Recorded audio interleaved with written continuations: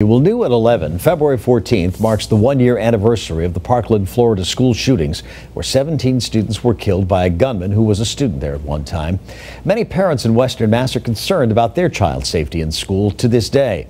Western Mass News reporter Audrey Russo sat down with the school superintendent to learn more about the safety protocols implemented since Parkland.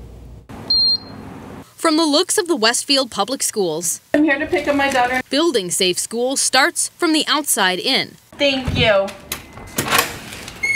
We're going to be adding additional cameras at our elementary schools. And again, these are security cameras, so we can see what's going on. Westfield schools recently received a grant to implement a keyless entry system for all of the faculty. But if you're a visitor, you're still going to have to buzz in through the speaker system, where a camera off to the side will be monitoring your every motion. And given that the Parkland school shooter was a former student, Westfield has decided to limit school access to those who graduated even just months ago. We actually do our best not to permit past students to come into the building during school hours. So if they do want to come visit a teacher, we ask them to set up an appointment with the teacher either before, but really better after school hours. Come this way. Moving through the hallways, so all the doors are locked. They've closed off classroom access during instruction, even clicking the locks. Even empty classrooms, even if there's no one in it, we lock the doors. What's the importance of having the classrooms locked during instruction?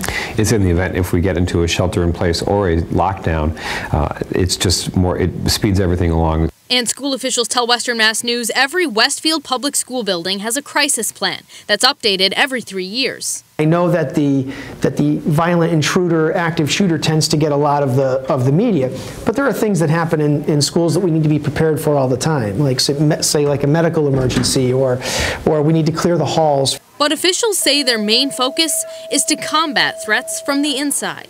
If our staff has positive relationships with our students will feel comfortable coming forward to tell us what's happening. While the American School Counselor Association recommends one counselor for every 250 students. In the Westfield Public Schools, we have one counselor for every 185 students. Students can also use an anonymous tip line to report suspicious behavior, and the district uses resource officers from the Westfield PD.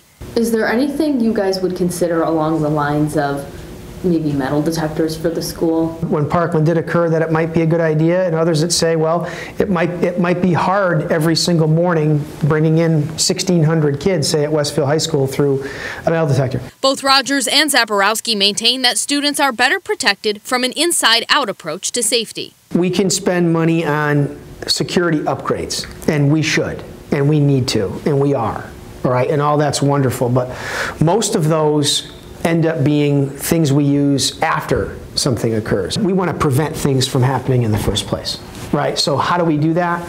We try to, really promote positive, powerful, appropriate relationships between our faculty and our students. Coming up in part 2 of our series, we look at the difference in security between traditional high schools and technical high schools, which are geared towards interaction with the outside world. In Westfield, Audrey Russo, Western Mass News.